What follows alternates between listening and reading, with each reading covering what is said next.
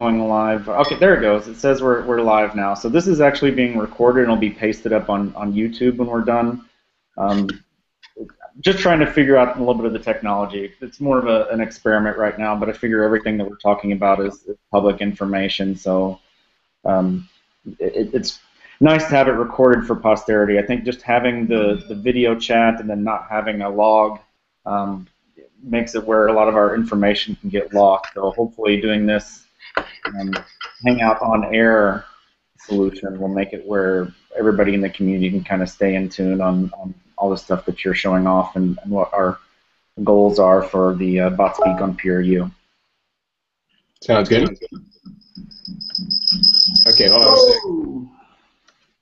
second. Public information, so all right. It's How's that? nice to have it recorded for posterity. I think just having the video chat and then not having a log makes it where a lot of our information can get lost. So hopefully doing this hangout on air.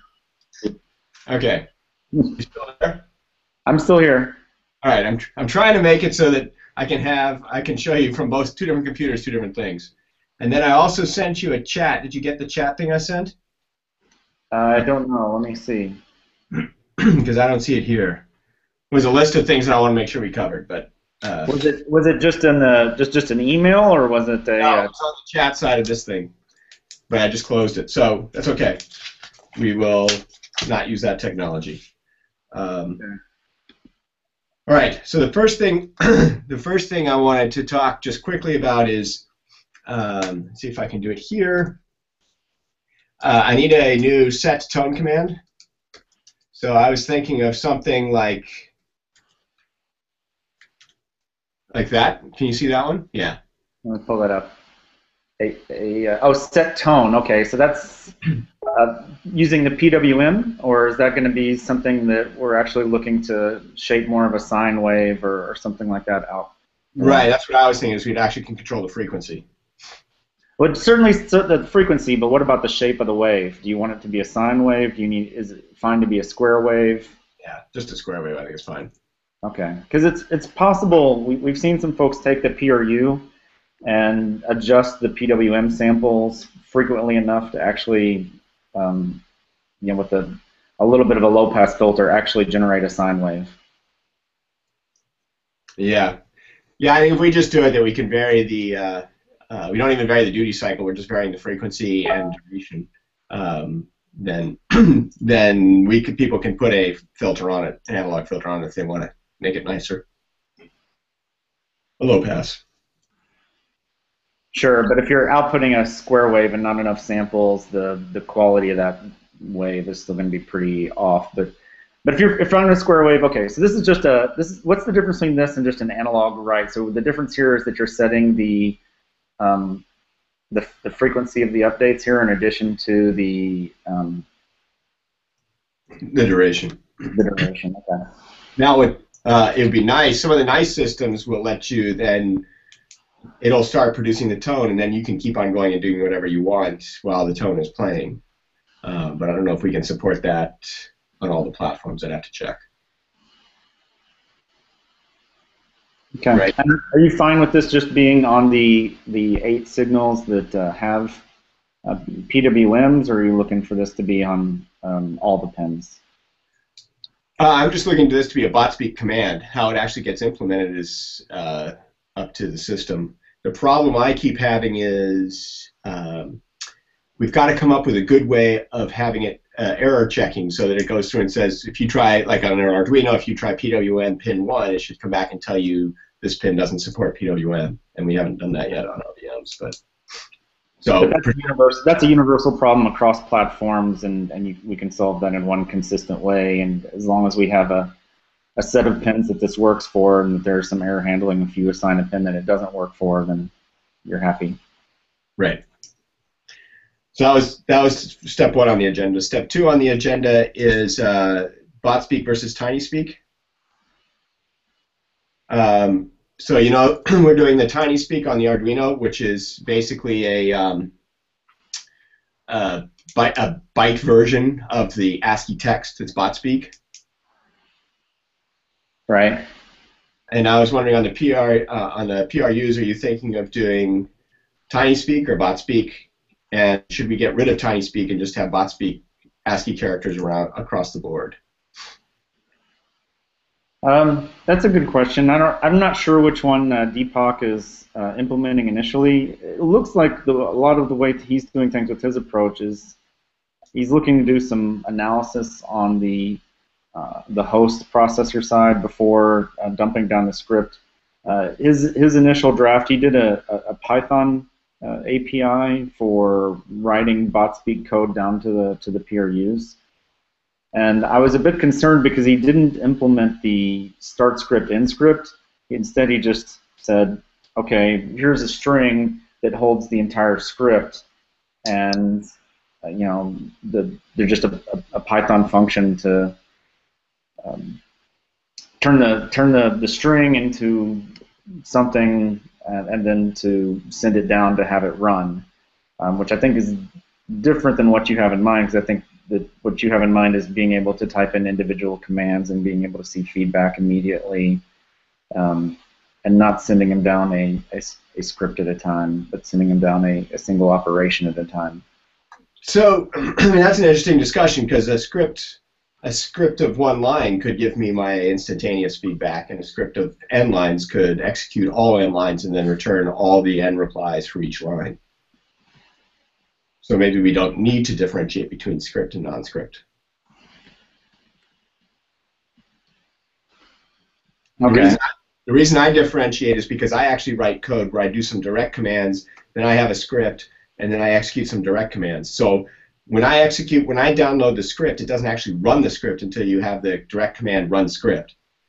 So the beauty of having the script separately is I can download the script, I can start running some code, and then when I need the script to execute, I can execute the code. Okay.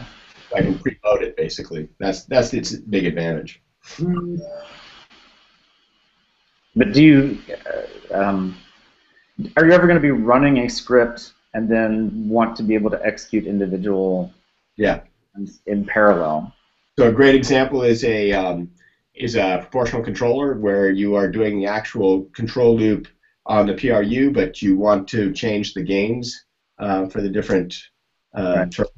So those would be direct commands while the script is running. And so instead of using any sort of other messaging or putting some messaging code into the script, you would just have it continuously read from certain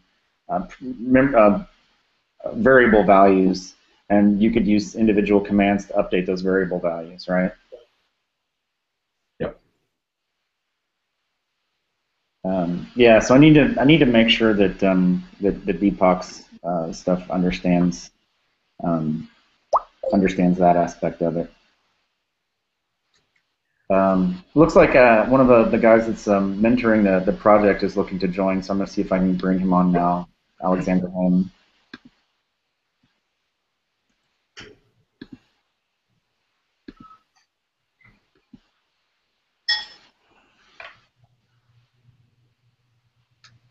All the logistics for setting up these Google Hangouts are pretty confusing for me. Looks like Alexander's joining now.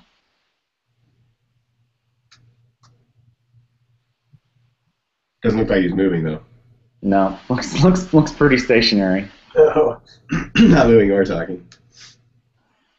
Okay.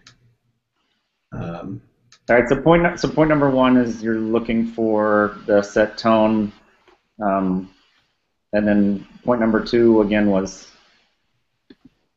Yeah. So I need to make sure. TinySpeak versus Botspeak. Should we get rid of this idea of it being the smaller byte codes and just go with full ASCII characters? And in that way, we're totally cross-platform. It's the same text on an Arduino as on a Pi or a BeagleBone. Okay. Hey, Alexander. Hey, how's it going? I'm Chris. Good to meet you. You too. So just so you guys know each other, Alexander Haim is one of the mentors for Deepak, and Deepak is the student that's working on the Botspeak on PRU this summer. And then Chris Rogers is the creator of Botspeak and advocate for making systems that are really easy to use for building mostly robots, but I guess anything that's engineering education focused. Chris, you have anything to add to that? No, that sounds good. We do a lot of musical instruments too. That's the other big one Okay. I like. Cool. So anyway, the TinySpeak versus Botspeak is just something to mull over. We should see what Deepak says. So maybe next week or something we can talk on that one. The third one I wanted to show you guys is on this machine. So this is I don't know if have you guys seen pencil code? No, what's pencil code? So it's developed by a guy, Dave Bao, who's a Google employee, and so he's developed. You can just go to pencilcode.net and sign up. But the idea is he's got really simple code, and the long-term goal is to learn JavaScript or CoffeeScript. So here's a simple code. I can have a little run button. When I hit run, the turtle walks. If I want to see the code, it'll write out what the code is that moved the turtle. You can run it a bunch of times. You can see it execute, all that kind of stuff. So we've been talking to him about developing worlds where so you can imagine something like this, where we have a number of challenges that people go through, and you can run it and see the code. And you might try it yourself, and that will bring up a small, we don't have it working yet, but that would bring up a small editor area where you can edit. And the turtle can be pretty much anything you can imagine. So it can be a video view, it can be a picture of any clip art or whatever. So you hit run. So this page here that you see is actually all pencil code. So you can actually type HTML directly in pencil code and hit run and see how it looks and run the code and so on. So what we're talking about with him and another teacher is developing a set of challenges to walk people through pencil code. But what I want to do is to actually merge pencil code and BoneScript and have the BeagleBone actually serve up the pencil code, and then I can run the turtle, or I could hit another button which would turn on a DIO line, which would be the same as, so you could have a physical turtle doing the same thing, and again, the bone is serving it all up. Sure. So is that I don't know how much of the implementations, because there's a bunch of sort of similar things that I've seen around, like, that are kind of like this pencil code. I don't know how tied in this is to the language that it's associated with, versus, as you mentioned, CoffeeScript or JavaScript, but it seems to have its own language. There's ones like Codecademy, where I've been doing some BoneScript tutorials there. There's Khan Academy as well. Is this Code.org? They've got their own. Yeah. So why do we want to, just to kind of get us all on the same page, why is this the one we want to focus on? So, well, it's serendipitous. It's my decision. Basically, Dave Baum, this guy at Google who developed it, his son worked in my lab last summer, and he and I started arguing about learning how to program. And what I thought was neat about pencil code, and why I said we mess around with it some, is this idea of starting kids simply, and then adding letting them open up the layers. So we're still working on how to make it so they can really open up the layers easily. But imagine if you said, forward 10, you see the turtle move 10, but then you say, well, what does forward actually mean? And it shows you some JavaScript behind that, and then you can expand it out and see that actually the whole thing's just a web page. And you can see how he actually does it with the canvas on the web page. So we can actually use it as a way to start you out really simply, but then dig in deeper to learn JavaScript. Okay. And hopefully, even once they learn some JavaScript, or so they can keep peeling back the layers of the onion, start running some Linux, and start learning some of the next layers as well, right? Hopefully, we can keep going down the layers of the onion. If we can scaffold it right, yes. But the question is how to scaffold it. And that's what we're messing around with. Now, how does this? Are you looking at replacing kind of the web-based? I'm not sure how many people have seen the web-based interpreter. So I think that's something that's kind of useful to kind of get recorded in an overall conversation about what we're trying to do here, is to see that web-based PRU Botspeak interpreter running, because that's yeah, I think like when you look at what Deepak's doing, he's mostly working with Alexander here is like for Python bindings, and he'd work for me for JavaScript bindings, and it's just like having that high level language API where they can dump some Botspeak code onto the PRUs, but that interactive environment is really not something that I think he's been thinking much about. Do you have any demos or anything to show, or should I pull up something to try to show off that? You should probably pull it up if you've got one quickly, because I can dig it up on this machine, I think. But I have to. Yeah, I mean, I think that's the benefit of going for a real simple, kernel driver interface for loading and running scripts, is that then it makes it trivial to plug anything else into that. Like you can generate Botspeak code completely separately, or PRU-speak code completely separately, and load it simply.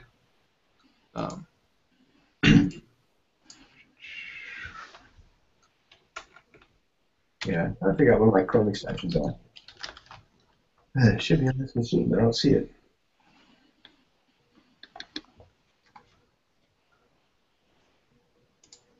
So I'm not thinking of replacing in any way what we've already done with this.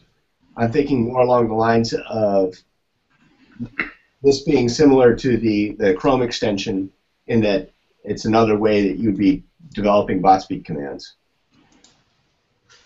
Yeah, I've got it up on this machine. Let's see if I can share screens.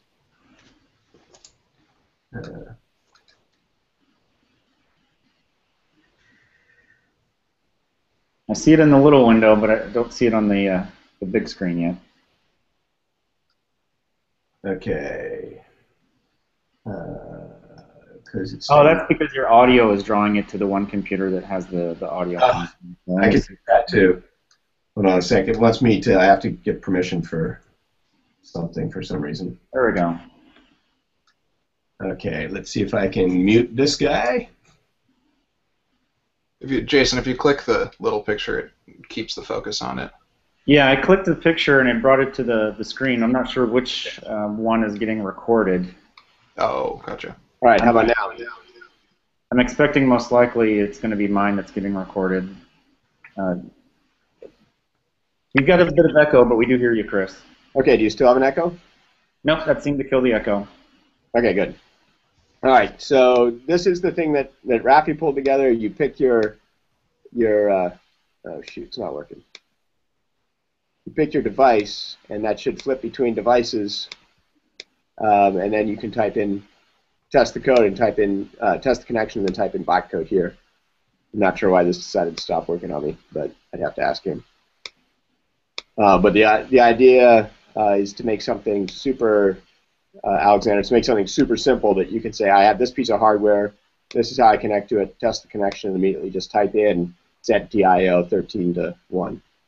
Yep.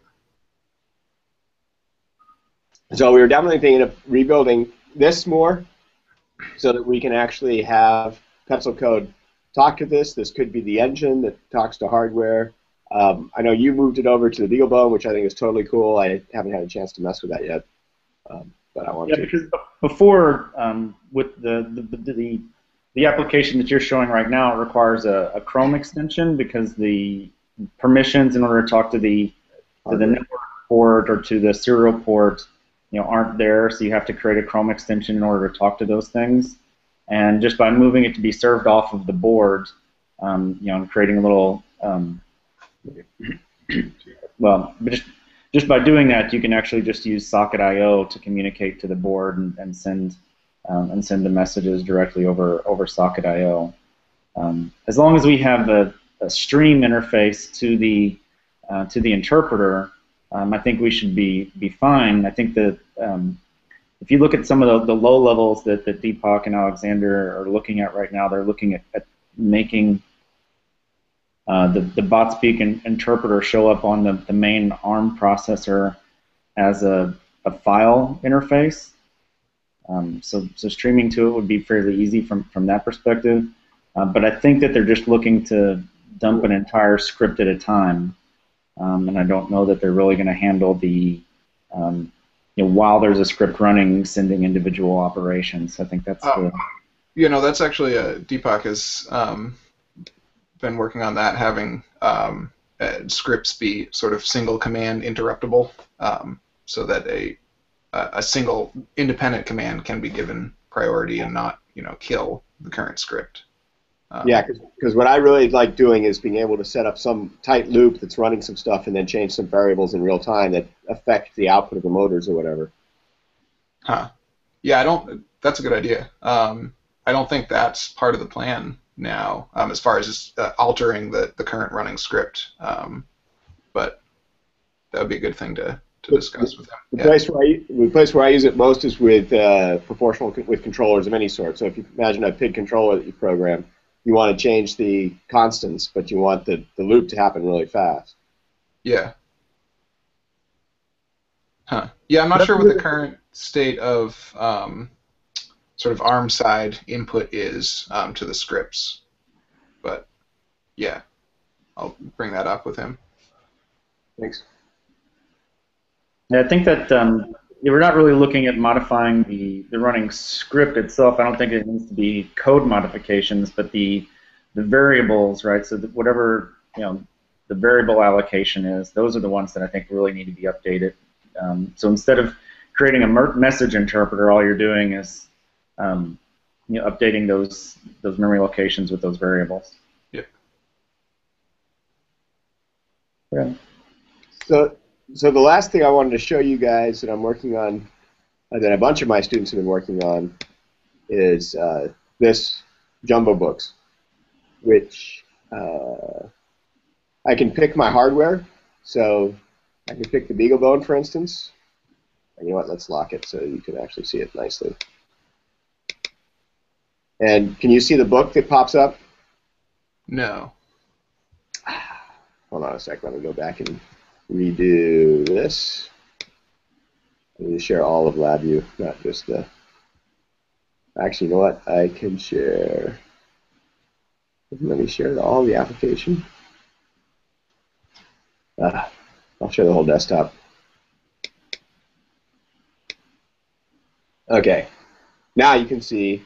It's cool having two computers. I can check and see what you guys can see. So this is a book. I can go through page by page. Unfortunately, I didn't connect up a bone, but the first, if you go to the next page, it says actually connect up to your bone. It looks to try and connect it. It can't find it, right? If you had one, it would connect up. And then it goes to a page where you can actually actively turn things on and off.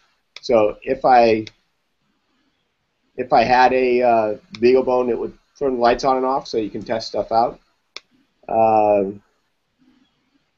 We have a bunch of help built in. So like, how do I wire VIs? So this is a lot of LabVIEW for my students to learn.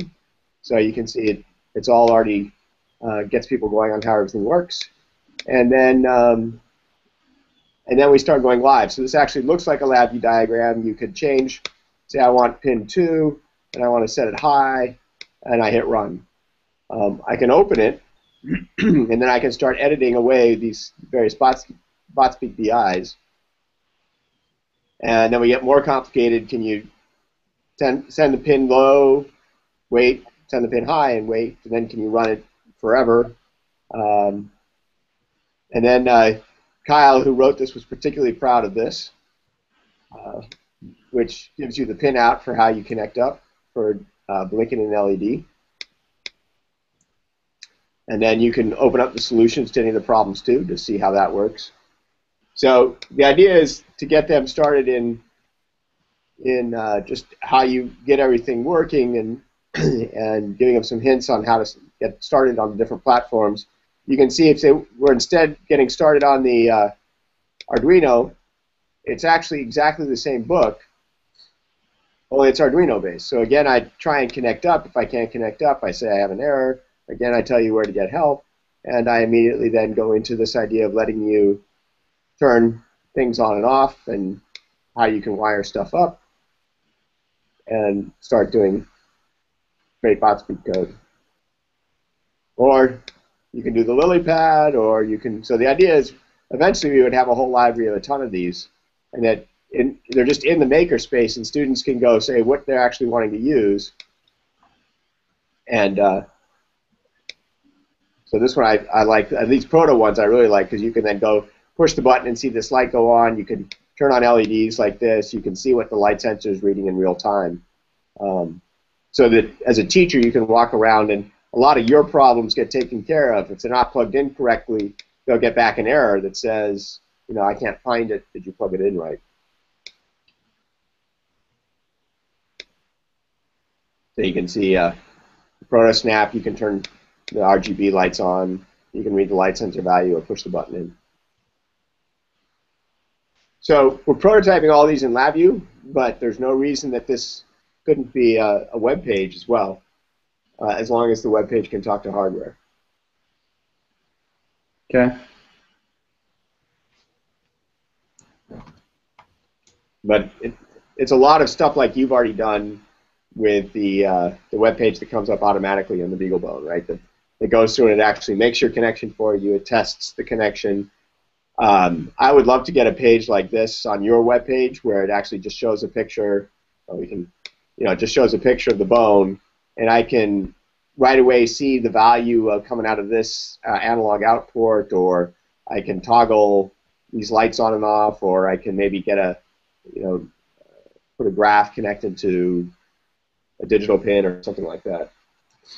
All the interactions to go with the hardware, you know, if we're just using the bone script stuff, are all pretty easy. It's creating the interactive web page itself, right? Putting all the controls on the page, and yeah, that's where most of the work goes into. I started doing some skeletons with the board and CSS, so I could just update some CSS entries, but too many distractions. Right, so that's where the pencil code, I think, pays off, because it's really easy to do it in pencil code. Does pencil code help with the web page interactions then? Is that part of what it does? Yep. So if it can take care of a lot of the graphics side, I think that'll help us. That was the way I was trying. That's the direction I'm planning on trying next week. All right, I'll take some time and play with pencil code to see if it makes it easier to draw in some of the interactions, and how much of it is actually open source so that we can duplicate the web server side as well. So yeah, so I actually have started down that line. It's all open source. He gave me the GitHub. I can send it over to you. I'm going to have a student who's starting next week start to really hack at that. So, I mean, if you're excited to try, go for it. But otherwise, we can get the student to do all the heavy lifting. Is it totally implemented in the browser? Is it all in the JavaScript? Yes. Okay. So it's all jQuery and JavaScript. Yep. From what I understand. Is there any other stuff that you wanted to show us before we kind of talk about action items and nope, that was it. That's all we've been doing. All right, because the main thing that I would like to see is how do we get you know, you and your students consuming the stuff that Deepak's creating, so that you're giving him feedback. I know you'd like to see things in the, you know, the interpreter kind of ready to go, but you know, he's starting to you know, we're getting close to the midterms, and he's starting to get the base PRU firmware mostly working with some the Linux kernel interfaces. You know, there's still some integration. I know Alexander's looking at doing some of the examples for using it from Python. But I want to try to just, you know, how can we shortcut as much as possible people consuming that code that Deepak's creating, so we can get the feedback, you know, during his the GSOC coding cycle. As soon as you guys give me instructions on how to move it onto my bone, I can start sticking students on it to mess with it. Alexander, have you already duplicated any of Deepak's work? How much of it is ready to go? I haven't yet, because I'm currently not set up with a kernel with the remote proc drivers for the PRU. So I have to do that. But I've been following along on GitHub. I think it's certainly it could be played with now. um, I mean, currently the Python examples are directly loading the shared memory, which I'm not convinced is the best interface. So it might be worthwhile to wait for, I don't know, the next version, however he's going to do that differently. I'm just going to look for his repository here.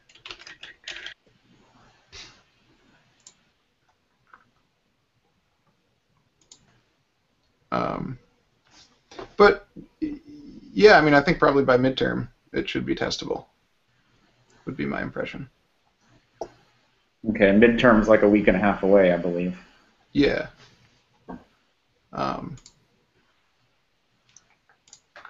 Yeah, Oh, it is, isn't it? Jeez. I'll give you the quick warning that my students and I are far from Linux experts, JavaScript experts. So we need, if it's a new kernel, we need a step-by-step instructions on what we're supposed to do to make it. Right. I guess the question is, would you mind a Python interface? Because that's all there is now.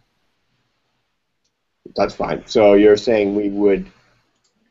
So how does it actually work? He's got a Python code that he runs, and then we can. I thought you said it was a file I/O, so we can just write and read the file. Right? Not yet. So currently, what happens is the Python. He's got a Python file you can import that has a load function and an execute function. The execute is file I/O. It's writing to a file. But the loading currently, it's memory mapping. It's creating a memory map of the system memory and loading the script, as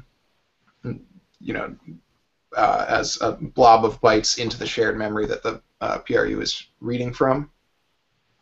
And where is it getting the script from? It's reading a file for that script, or that's passed in? It's just a string of the commands that you pass in. So is that right? Yeah. So would it be possible, I mean, it's pretty straightforward, right, to start a little web server in Python and have it take a TCP string in and push it out then onto then call his routine that will push it out onto the PRU, and then he can take whatever the PRU responds and push it back over TCP back to whoever called it, and then I can call it from anywhere. Yeah, I mean, that's doable. I'm not sure if it would make sense for him to work on that TCP stuff at the moment, since he's got so much on the firmware side. But I mean, I think you can. Well, if he gives me clear examples, I can easily write that up. It's not very difficult. What's that? I say if he gives me clear protocol for how these things should be written to and called back and forth, I can write it up. It's pretty straightforward. At least the server part I know is very easy. I don't know necessarily how I would do the calling his stuff. Yeah, I'm trying to. It's not letting me go to a screen share here. Well, yeah, I mean the example he's got, his test script is set DIO high, wait 1, set DIO low, wait 1, and then loop. I'm actually not sure what he's got for commands yet. What's implemented?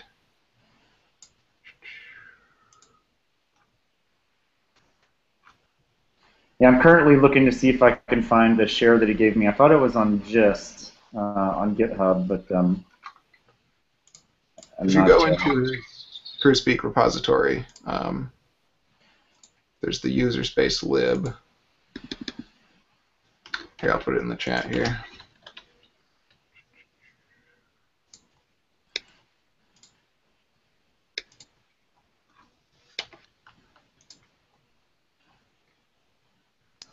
Okay, here, yeah, this file.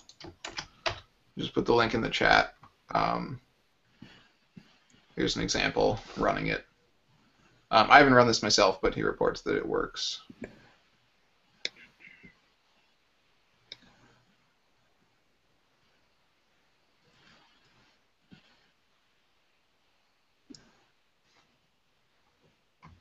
So how does he get a reply back? That seems like it's sending stuff out. Yeah, I don't think there is a reply. It should be. Yeah, he might only have. This might only be one way at the moment. Yeah.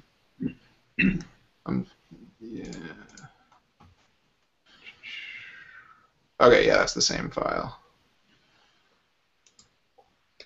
Yeah, I mean, I don't want to get ahead of myself here.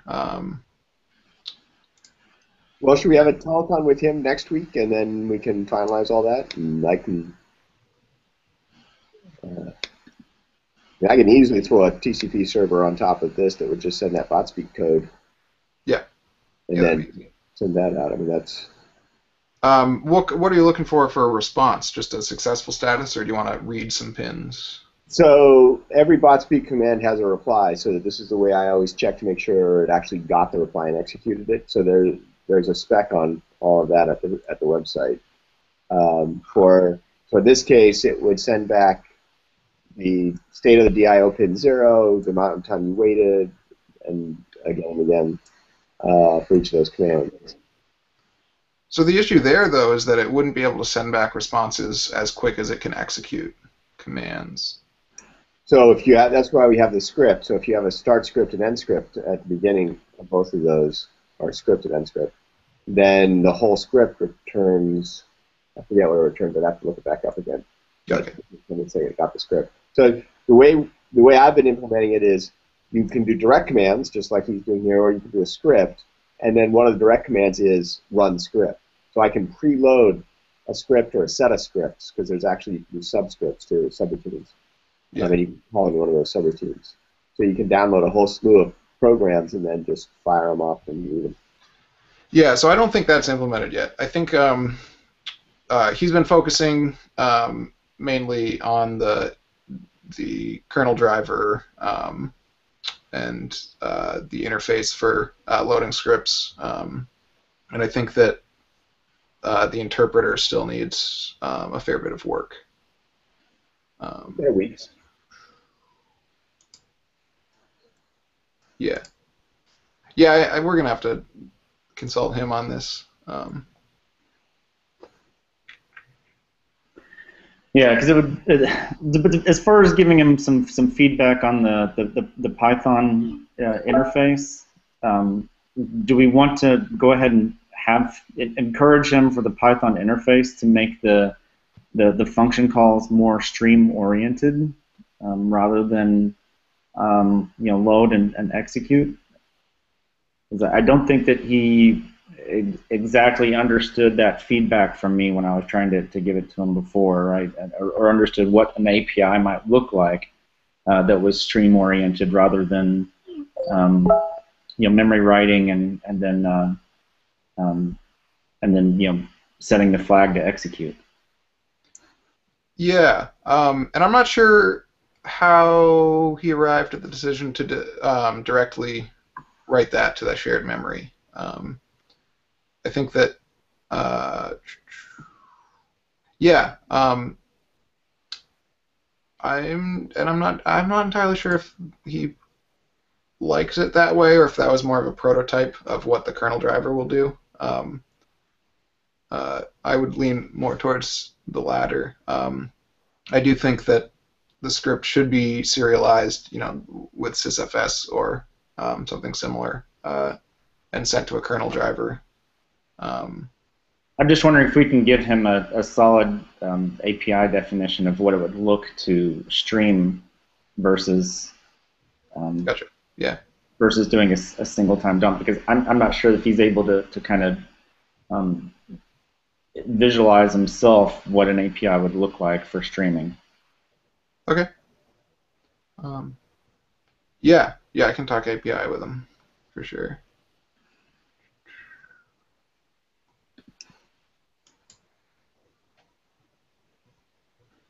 That turned off my screen share there. I was just trying to make sure that the screenshot was recorded in the video.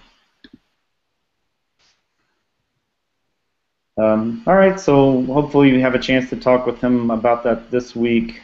and so he's prepared to describe what the end game is for us on next week on this call. And, also, hopefully, he'll be able to give us a clearer idea of whether or not he's planning on just interpreting the tiny speak or the full-on Botspeak with strings. I would think that the PRU would be well capable enough of actually parsing full-on strings. Chris, are you looking at you're looking at supporting tiny speak in the long term, aren't you? Because for the Arduinos, don't you need to kind of strip it down to that level, or are you able to fully interpret tiny speak on the Arduinos? So I stripped it down originally for the launch pads because the launch pad couldn't handle a bigger size. I haven't, and so I just therefore used it also on the Arduino. I haven't. One of the things we were gonna try and prototype this summer was an Arduino based on Botspeak instead of TinySpeak. And then if that worked, we probably would just do Botspeak because it's easier to debug.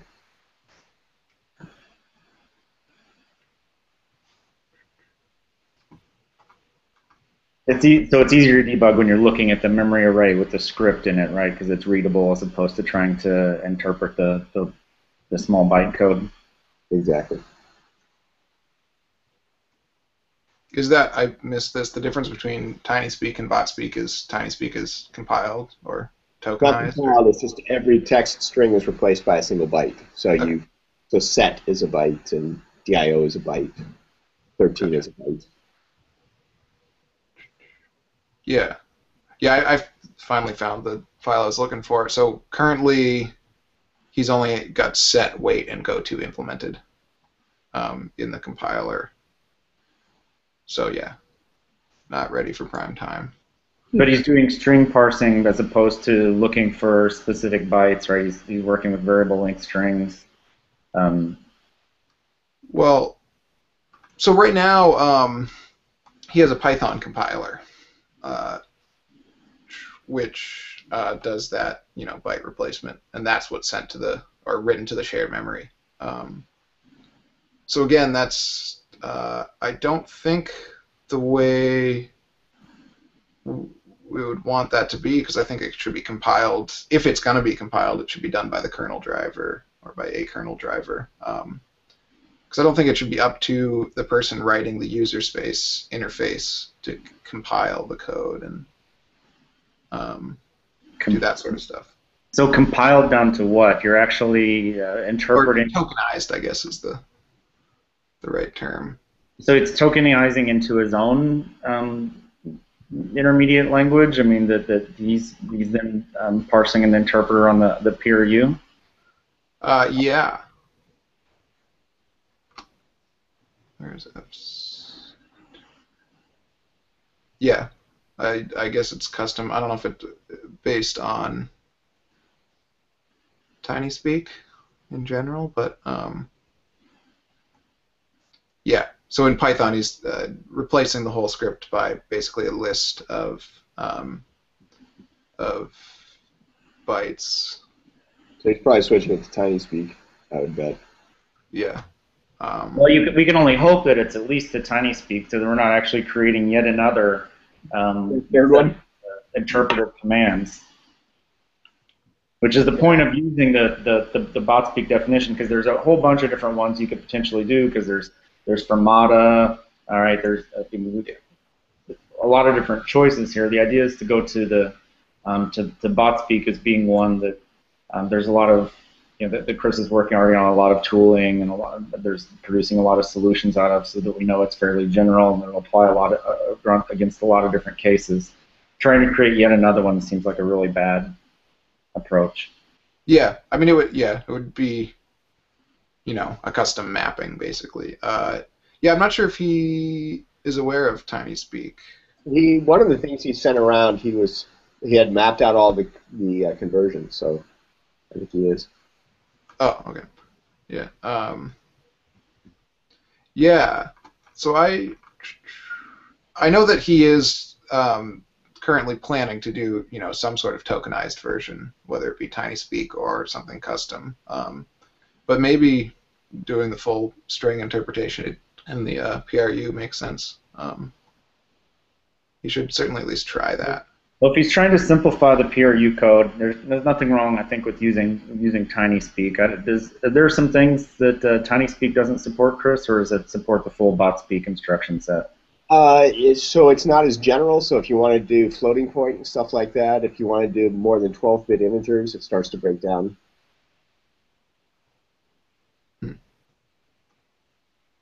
We use the upper bits to tell you if it's a constant or a variable or a pointer.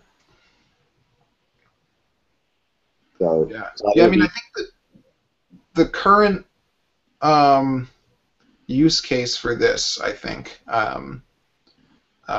is for it to be working, alongside user space code, and the user space code would be doing sort of any sort of big data stuff, and just handing off little code blocks to be executed quickly. That's sort of my understanding of his idea of the model for this.